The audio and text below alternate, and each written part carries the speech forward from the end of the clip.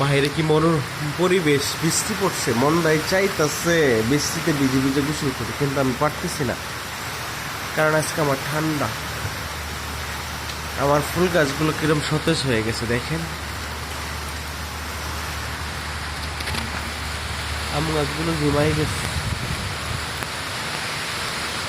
দুইটা আম পড়ে আছে।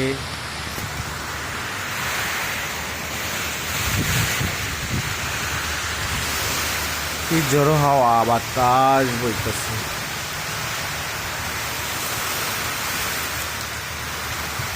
দেখেন